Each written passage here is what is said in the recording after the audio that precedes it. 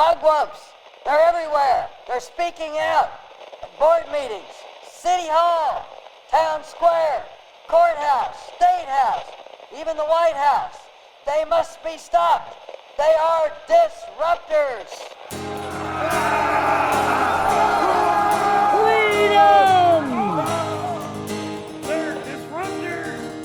Welcome everyone to Mugwump Media. Welcome to our world here at Disruptor Central. Kevin, I didn't know you were wearing that shirt. So as you guys can see, we're wearing the same shirt. We were not trying to be Twinkies. It just kind of happened this time. I think you're going to have to go change. I'm not going to change it now. I'm sorry. They're just going to have to look at the twins sitting here. Okay. Hope you guys are having a great weekend. A little slower pace than the last weekend, which was Labor Day. And of course, we are recording this on a Wednesday. This will come out the Sunday, which will be the next weekend after Labor Day. Hope you guys had a good one of those also. Kevin, who is dressed like me, do you have any words of wisdom for the day? Well, first off, I'm not dressed like you. I'm dressed like you. in my fine attire. And yes. I chose to dress like you, right? Yeah. Mm-hmm. Well, I'm pretty sure that's what happened. You saw me and just thought, well, I can't let him outdo me. Right. Mm-hmm. Well, we don't normally dress alike, folks. This doesn't generally happen. But anyway, we like these shirts. These are pretty cool. Anyway, today we have a couple of updates for you all. Some things that we had mentioned over the last couple of weeks. I thought I'd fill you in. I have more information, so get you a couple of updates. Also, last week, the crazy stuff, the school shooting, and once again, it was a transgender activist. And then, of course, you have people jumping in, the Mockingbird Media and Jen Psaki, Peppermint Patty of all people, screaming, what was it she said? Prayer isn't freaking enough. I mean, of course she would scream that. Yeah. Heard a lot of screaming about prayer this last week. I was accused of, a lady made a statement. She had a rant, and she was talking about prayer is not a weapon. Oh, my goodness. Well, I guess I've been misinformed. But anyway, I prayed at a public meeting, and apparently it upset her just a little bit. Yep. Kevin and I are known to attend meetings. We're some of those grandparents that do that stuff. And some people get a little irritated at us for it. We tend to be rather truthful. But yeah, all Kevin was doing was praying, basically. There was a new board member, and Kevin was praying for him, just being very nice. This lady got up and walked out. She had French fries, too.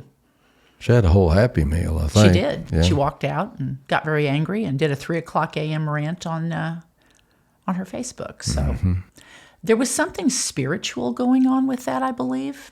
See, and that's my point, Kevin. I think with this, the shooting, I think with the way everybody reacted, there's something spiritual going on with a lot of this stuff. There really is. Anyway, we'll get into that here in just a minute. But first of all, some good news. Kevin, did you hear that in the latest report from the Department of Commerce, it was confirmed that the U.S. economy grew 3.3% in the second quarter, higher than expected. I like that. I like the sound of that. I know. They were only saying it was going to be 3.1. It's now 3.3. So we're getting up in higher ground. Scott Jennings cracks me up from CNN. Everybody loves him. He's everybody's favorite, I guess you'd say, cynical guy, sarcastic guy. And he gets the rest of them. He really gets them. He digs them. It's great. Scott Jennings from CNN posted the official Bloomberg headline on social media. And of course, he prefaced it with this comment, "We were assured that recession was imminent." Of course. I don't find recession assuring at all. No. Kind of reveals a little bit with the language they use. Oh, I know. Doesn't Well, it? and they were all trying to say he was dead this week, too. What the heck is up with that? Everybody, Well, anyway, I'm sure you all heard all that, the chatter about Trump being dead. Fake news. Yes, and then Ducey, what's his name? Peter Ducey? Peter Ducey, yeah. Ducey said, "Sir, what do you think about all these comments that you're dead?" And, it was funny. He did it at a press conference, I guess, but pretty funny. He's alive. That's good. Next, we have an update on the California bill AB 495. And I know some of you guys have been following it. I talked about it last week. It is absolutely insane. Basically, normal schools in normal states, whenever you go to pick up your child at the school, you literally have to beep in. They won't let you in the building. They won't let you in the office without beeping in. And then, of course, you have to be on the list. You have to have parental permission if your grandma or aunt or uncle. Sometimes if the child is in foster custody, you have to have an affidavit from the court that has been punched by a notary public. It's been notarized. You have all kinds of hoops in normal states, right, Kevin? Well, I don't know I'd call them normal, but I definitely feel like I'm one of America's most wanted when I try to go to the school. There's always there's a process and a procedure you got to go through, or you can't go in. Well, and that's not a bad thing. No. It's a good thing for... with what's going on in this day and time. Absolutely, yes, it's good to have security at our schools. Yeah, for sure. Anyway, this is going on. This is a bill that was thought up by a supermajority of Democrats, and basically they are assuming that all these people in the state of California are going to be picked up by ICE, and they're going to have all their kids at school that don't have anybody to take care of them and pick them up. So basically, they've figured out a way to have just a form, an affidavit that anybody can walk in off the street and say, oh yeah, I'm second cousin Martha, or I'm a mentor from their church, or from the Boys and Girls Club, or the person down the street, and I try to get a hold of the parents. We have an agreement that if they get picked up by ICE, that, you know the story. But anyway, all you have to do is check a box that you tried to get a hold of them and couldn't. They'll give you the kid, as well as signing over medical responsibilities and everything. Anyway, this actually did come up for a vote. The House passed it, and it came up for a vote on August 29th. Now, this was from HSLDA, which is the Homeschool Legal Defense. And they stay on this stuff like white on rice, I'm telling you, because they know that the homeschool community in California and in other states will be greatly affected.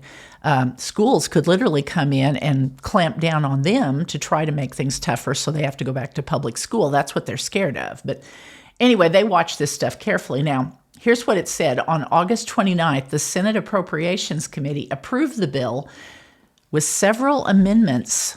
And they weren't good amendments, Kevin. It went from bad to worse, unfortunately. Notably, the amended version removed any requirement that the caregiver affidavit be notarized. No notary. Removing an additional safeguard. This affidavit allows certain adults to make some parental decisions on behalf of children without formal guardianship. The new version also kept in the new and very concerning language, adding a non-relative extended family member, second cousin Martha, from down the street, as someone who can make decisions for a child, and added a severability clause.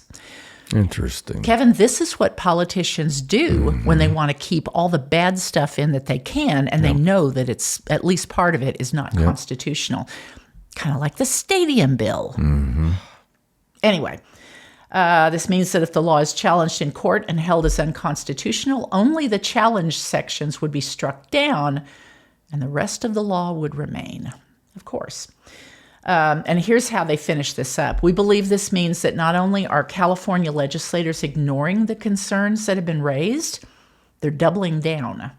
This bill could come up for a vote before the full Senate at any time, so they're urging them to call their representatives and their senators. Yes. In California. And I'm telling you folks, you've heard the stories of the revival that is going on in California. I mean, it's going crazy.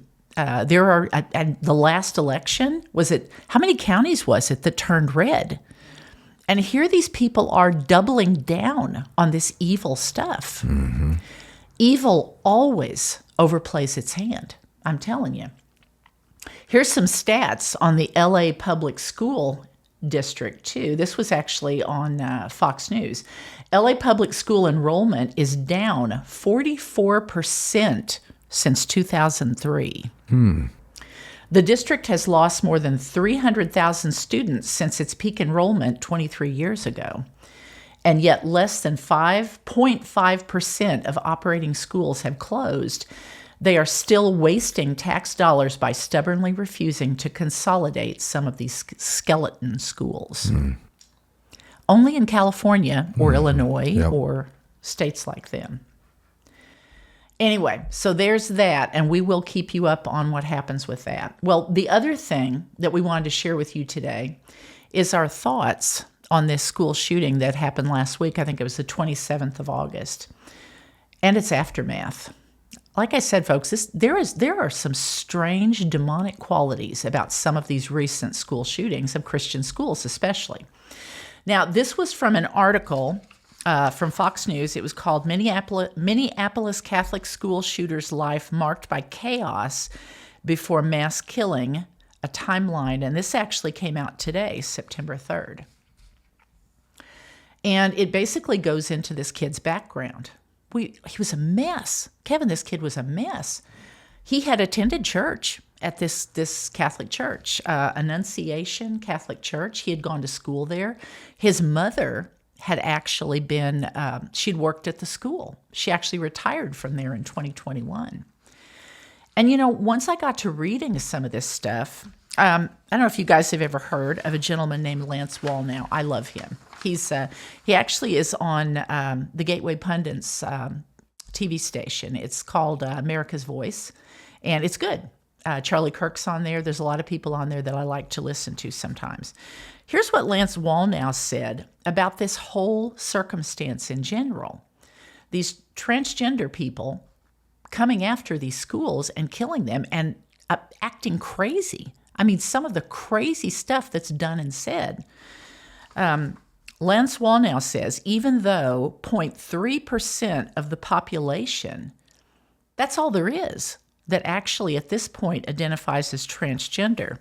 However, in the last 8 school shootings involving Christians and children, did you know that 6 of those involved transgender individuals? Mm-hmm. Now, how do you explain that? I'm telling you, folks, there's some demonic stuff going on here. Now, according to this article, this 23-year-old Robert Westman, whose mother had written an application, she was the one that applied to change his name from Robert to Robin. So his mom was in on it. His mother had written an application to legally change his name to Robin in 2019 when he was just 17 years old. And she stated that the minor identifies as a female and wants her name to reflect the identification. He had been living and identifying as a female, obviously, probably since before then, but definitely after that. Now, his parents had divorced when he was 11. He had siblings. I think he had 3 or 4 siblings. I don't know. And for years, there was police documentation, Kevin, of all kinds of incidences. And it was actually investigative work from NBC that Fox drew upon, the police departments where they lived. Mental health incidences, juvenile welfare check. One of those was done not long before he actually did the shooting. And, of course, a criminal offense at home, etc. And this was, like I said, according to this article. Now, after all these warning signs, on the morning of August 27th, this obviously very confused and tortured individual arrived at Annunciation Catholic Church and Christian School at 8:30 in the morning, and he opened fire just outside the church. He couldn't get in, Kevin, because they had locked the doors. If this guy, and you guys probably know a lot of this, if they had not locked the doors, who knows how many would have been killed. He would have just marched right in. He fired more than 100 rounds, killing 8-year-old Fletcher Markle and 10-year-old Harper Moisky. Little kids, little children. And he injured 18 others, and of those that included 15 children. Now, the sad thing, and there's many sad things about this, pitiful. As I was reading this, I found myself, this kid was a mess. What an absolute disaster. Definitely an influence of evil here. Oh my gosh, for sure. Mm-hmm. But the sad thing here is that his mother worked at the school for several years. She retired from there. The shooter, Robin Westman, as I said, he formerly had both attended the church and the school at Annunciation Catholic Church. Now, there is a police synopsis of this. I'm going to read for you. And this, honestly, this just pretty much says it like it is. According to this police synopsis, and this was from, hang on, this was from Acting United States Attorney for the District of Minnesota, Joe Thompson. He said while the shooter's exact motive remains unknown, he said that this shooter, his hatred was aimed at everyone, and he thinks that played a significant role. This was a quote from him. He said, "The shooter expressed hatred towards almost every group imaginable. The shooter expressed hatred towards Black people, expressed hatred towards Mexican people. The shooter expressed hatred towards Christian people. The shooter expressed hatred towards Jewish people," Thompson continued. "In short, the shooter appeared to hate all of us. The shooter's heart was full of hate." Mm-hmm. And that is huge. That says a lot right there that this man would say that. The shooter's heart was full of hate. There appears to be only one group that the shooter didn't hate. One group of people who the shooter admired. That group was the school shooters and mass murderers that are notorious in this country. The FBI is now investigating the mass shooting as a hate crime. And they came up with a lot of things. And Kevin has a video that he's going to show that, and this was a gentleman, a citizen podcaster, who had gotten hold of some of the drawings and some of the things from the manifesto that were chilling. Some of the things he said and drew were not only but when you look at them, this kid was obviously, I think, you may think I'm a flake, folks. I think he was possessed, seriously. And when you see this video, I think you'll agree with me. Jen Psaki, what was it she said? Peppermint Patty, prayer is not freaking enough. And then, of course, everybody jumps in. Well, of course they're going to say that at this particular time because the demonic activity is through the roof, off the charts. Of course you're going to hear them saying things like that during something like this. Now, there is a gentleman that I dearly love, Eric Metaxas, and he actually is an author. He does a lot of interviewing on his Christian podcast. He wrote something that I really liked, and this was a letter that he wrote to folks, to his listeners. He said, "We're at a point in the culture where we can no longer pretend that there is no such thing as satanic evil." Mm-hmm. The Minneapolis murderer said he delighted in the idea of children cowering in fear of death, that he loved the idea of that kind of power. Folks, that's satanic. And if you have no reason to go on living, then you are susceptible to want to take others with you when you go. This is deep despair, and it's also demonic. Yes. Now, Governor Gavin Newsom said that these children were literally praying when they were shot, despicably denigrating the idea of prayer, as if the murder of these children made it clear that prayer doesn't work. He's mistaken in how he views prayer. Yes, he is. And in how he views God. Martyrs throughout all of history have been literally praying when they were murdered for their faith. Jesus prayed on the cross while he was being murdered. We have pushed hopelessness on children by saying there is no God. Without God, everything is permissible and nothing matters. There is no way out of these problems besides turning to God. Right. And of course, that means lots of prayer. Mm-hmm. Kevin's going to show that video now. And I'm telling you, folks, it's eye-opening when you see some of the things that were in that manifesto. Yes. Evil has to be exposed. Absolutely. Yes. Go ahead and show the video, Kevin.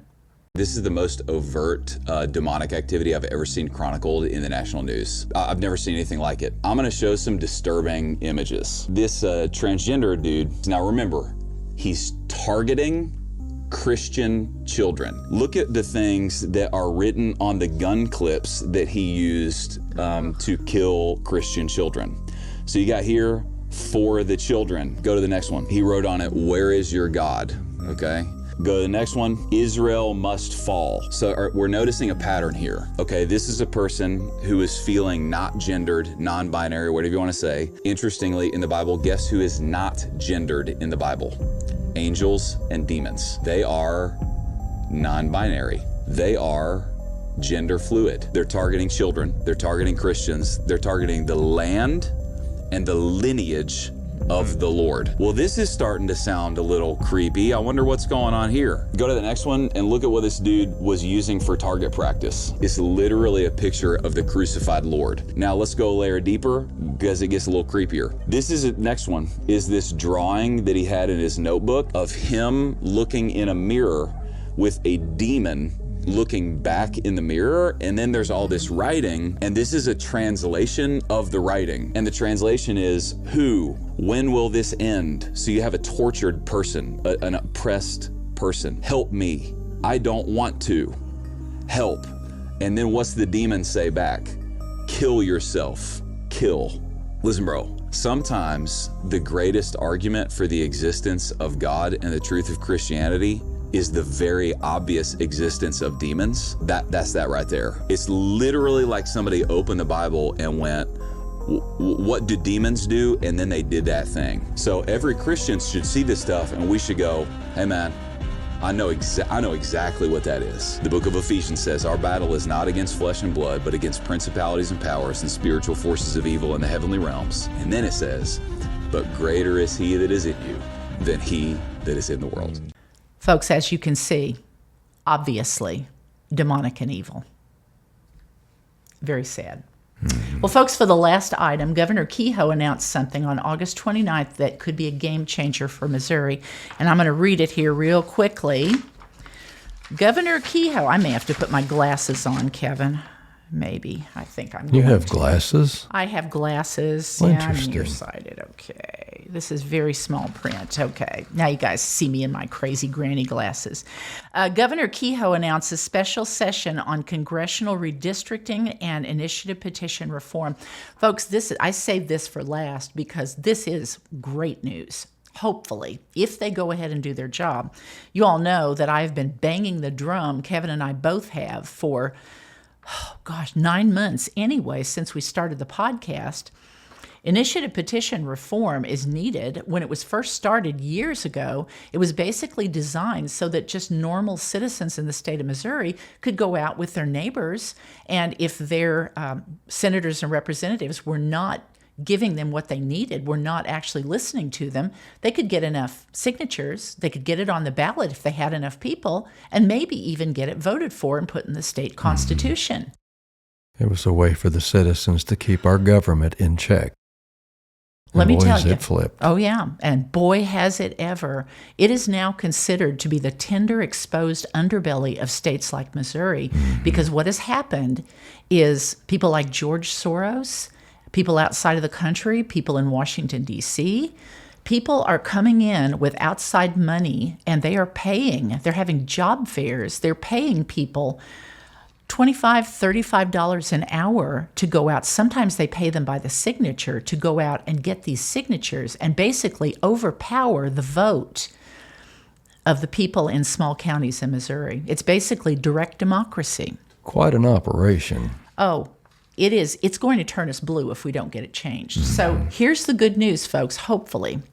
Sweet Lisa Durnell, you're an angel. Thank you for sending this to me on Friday. It gave me hope. I was teary when I read it. Are you sure there's print on that paper? There is. It's very small, I Yes, know. it is. Anyway, Governor Kehoe announced a special session, Kevin, on congressional redistricting and initiative petition reform. Woohoo! And of course, the redistricting, we know what that's from. our good friend Trump is basically the one that has been pushing all the states. Now, Missouri would only, in redistricting, would only have one extra seat. You know what? That's not the big news. The big news is this initiative petition reform if they actually do it. August 29th, today, Governor Mike Kehoe announced that he has issued a proclamation to convene the General Assembly for a special session to enact legislation establishing updated congressional districts for the state of Missouri and amending the state's initiative petition process. Now, they were supposed to meet today, September 3rd, and of course, this will be showing on Sunday. So by Sunday, we may actually know something, and I'll be listening, folks, and I'll also be getting some information together for you. I'll be watching like a hawk. But it was supposed to convene today at 12 o'clock p.m. To establish updated congressional districts for the state of Missouri. Governor Kehoe unveiled the Missouri First map. Now, I saw that briefly, and what they're doing is they're splitting up in several big blocky districts. The Missouri First map, a more compact, contiguous, whatever that, I don't know what that word means. I didn't look it up. I know. Contiguous proposed Are you sure map you're saying it right? that was drawn and created by his team in Missouri to be considered by the General Assembly. Okay, so here's the highlights of the Missouri First map. It splits fewer counties and municipalities than the current map because what they were doing is they were basically going county by county. Folks, we have like 114 counties, and what they ended up doing is none of these little individual counties ended up really being heard because we were outnumbered by Kansas City, St. Louis, Columbia, Springfield, the big cities. It was drowning out our voice, direct democracy. So basically, it's splitting it up in accountable districts, it looks like, from my lips to God's ears, hopefully. It preserves 2 congressional districts as currently drawn, retains every current member of Missouri's congressional delegation, blah, blah, blah, blah, blah, in their current district. Okay, so here's the good stuff. Governor Kehoe's call also includes enacting legislation to amend the state's initiative petition process with legislation that does the following. Number 1, it bans foreign nationals from contributing to committees for or against a statewide ballot measure. Hallelujah. I don't want to get in themselves or their money anywhere near our legislators or the committees. Number 2, it establishes a criminal election offense for fraudulently signing or gathering signatures for a statewide ballot measure. I'm a little cynical on that one because I don't know that they'll actually do it. I hope they will, and we'll see. We'll see what happens. Provides that this is the one. This could be the golden key, folks. Provides that a statewide ballot measure be passed only, number 1, if a majority of voters statewide, and number 2, the golden grail, a majority of voters in each congressional district vote to accept the proposed measure. In other words, not just, Katie bar the door, free for all, direct democracy, whoever has the most votes. Every congressional district, there has to be a majority of congressional districts. And Kevin, if that happens, our voices will be heard. Yes, that's representation. Yes. A republic. Like an electoral college for us. Yes. Absolutely. Also requires that before a statewide ballot measure is certified, the signatures to be gathered, there shall be an opportunity for public comment. Okay, if they allow it, hopefully. They didn't the last time during the stadium bill. Requires that the full text of a statewide ballot measure be printed and available to voters at all election sites and polling places. That would be good. Yes. That would be very good. For far too long, Missouri's Constitution has been the victim of out-of-state special interests who deceive voters to pass out-of-touch policies, said Governor Kehoe. That's right. You guys know I'm not a fan of Kehoe. This is correct. He's right on that for sure. He's right on that. Yes. It's time we give voters a chance to protect our Constitution. Yes. Father God, I pray that you will be in this, and I pray that this will be passed as it says. Yes. Amen. In yes. your name, Jesus. Let Amen. it stand. Yes. Now, one more thing. You all are going to love this. I've heard from all of you. I'm taking these ridiculous glasses off. I look like a granny. Well, it makes you look smarter. It needs Needs to make me look a lot smarter, probably. Nah. You all have told me how much you enjoyed Brett Roussel. Brett, I hope you're watching, Yes. because I meant to get it in last week and I completely left it out. I heard from Brett. Now, the last we heard from our friend Brett Roussel, and of course he's the one that was the founder of the largest Turning Point USA student group in the state of Missouri. He had the most. Well, he was having a hard time. Remember, we prayed for him. He was having a hard time getting a student sponsor. I think he was a little intimidating, him and his group, to some of the teachers. What do you think, Kevin? I think they were little maybe scared, Oh, he's a dynamo. intimidated. Oh my goodness. When Brett, and I hope you're listening, Brett, when we first interviewed him, he was great. He did a really good job. And man, all I had to do was throw him something, get him to talk, and he just took off. It was amazing. The short we did really well with Yes. Brett, talking about what Gen Z wants. He does his research, he speaks the truth, and he speaks boldly. Yes. Yes. Yeah, I tell you, I think our future is going to be bright with folks like him, for Yes. sure. There's hope. I heard from him on Monday, August 25th, and he wanted me to let you guys know this, and I do not know if he still needs somebody for his board. He might, and if he does, I'll definitely put it out there. He said, "Hey, this is Brett. I have good news. We're rechartering the chapter, but not as we anticipated. It will be a chapter for all of Christian County. It will be up and running as soon as I find a couple of board members." So, Brett, if you're out there, let us know if you need board Yes. members and if you need some help finding a good board Yes. member. Good job, Brett. We're proud of you. Good job. Yes. I tell you, I am so proud of that young man. Folks, I think tomorrow, the next day, in 20 years, 40 years, I think it could be a whole lot brighter than a lot of us suspect it will be with folks like him. I think he's Yes. going to be in Congress. I really do. Wherever he is, he's going to make a difference. He will make a difference. Yes. Kevin, did you have anything else? No, a lot of good news. I like it. Yeah. A lot of concerns.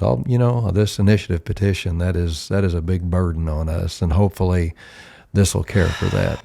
I would love to have something to be in agreement on with our governor, and this would be, if he can pull off what we've read there, that would be wonderful. It would make me feel a whole lot better Yes. about him, for sure. Yes. Yeah. Hopefully And there's no folks- backroom games or 2 a.m. yeah. stuff going on with this. That's right. And folks, the only reason we have, just so you know, Florida had the very same, like Amendment 3, the abortion law, the abortion bill, it had the very same thing on their ballot, and it didn't pass. You know why?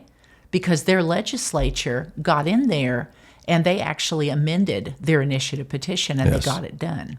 Yeah. And we've heard from multiple parties that because it barely made it over the line, even with the popular vote doing it all, it would not have passed if we had actually done our job. Yes. I don't think that marijuana would have passed. I think that there are lots of things over the last few years that everybody's scratching their head over that would not have passed. So, because the bottom line is 107 counties voted against Amendment 3 and 7 voted for it. Yes. If we get this, that won't happen anymore. No. Thank We you, can't Jesus. be rewriting our Constitution. No, That's not acceptable. Putting it in the Constitution, absolutely. You bet. All right, well, folks, it's good to talk to you all this evening. Always good to join into some conversation, and I feel like we're including you. I feel like you're part of it, and hopefully you feel that way also. We hope you enjoyed it. The conversation next week. Man, there's a worldwide revival going on in Yes, awakening. there is. I spent a lot of time this week just getting information together about that, and a young man. I'm going to have Kevin play the video of that, and man, it's a young man named Daniel Chand, and he just put shivers down my spine listening to him declaring in front of Parliament in London. And man, I'm excited about next week, and we'll Yes. talk a little bit more about that next week. Anyway, remember to like, subscribe, pass the information on. Join us again next Sunday, and take your shoes off, get you a cup of coffee or tea, and just enjoy a Sunday afternoon with the Mugwumps. And folks, one thing But I can guarantee you when we meet again, Kevin and I we're always going to try to tell you the truth. And we're always going to strive to keep you informed, inspired, and folks, we always want to encourage you to remain critical thinking and independent. God bless.